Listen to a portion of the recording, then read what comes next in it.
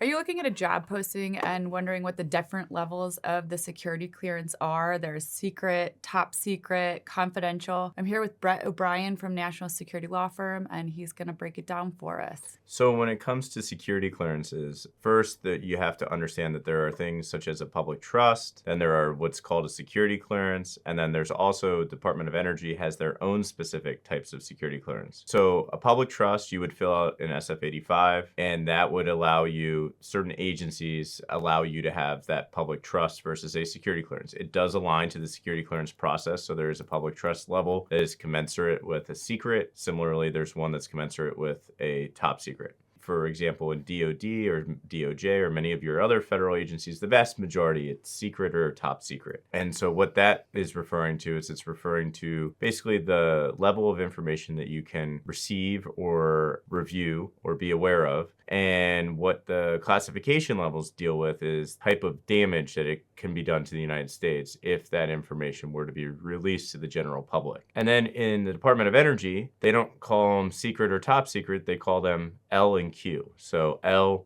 refers to a secret equivalent, Q is your top secret equivalent. Not to make anything more confusing, but secret and top secret also have specific compartmented classifications. That's where you'll see an SCI on the back end of that. And so that tells you what specific programs within that you can have access to. And then on top of that, you also have SAP programs. So SAP programs go through their own adjudication process. You have to have the clearance to begin with. But a SAP program is called a special access program. It's a limited number of people that have a need to know, and they have their own security clearance kind of adjudication process associated with it. Can you just kind of briefly explain with the different levels what that means in terms of the level of investigation, how much they're going to be looking into you in your past? I'm assuming the higher the level, the deeper the investigation is going to go. Is that correct? Yes and no. So you still have to fill out the same form, the SF-86. So you're going to still be providing that same information. What's going on and what the difference means is the level of risk that the government can assume in granting you that level of access. So if you are going to be granted a top secret security clearance, it's exceptionally grave damage to the United States is the type of information that you are receiving. So they're going to have a lower tolerance for something that deviates from the standard, and the standard being the 13 adjudicative guidelines that govern all security clearance adjudications. Great. So knowing the levels is sort of your first step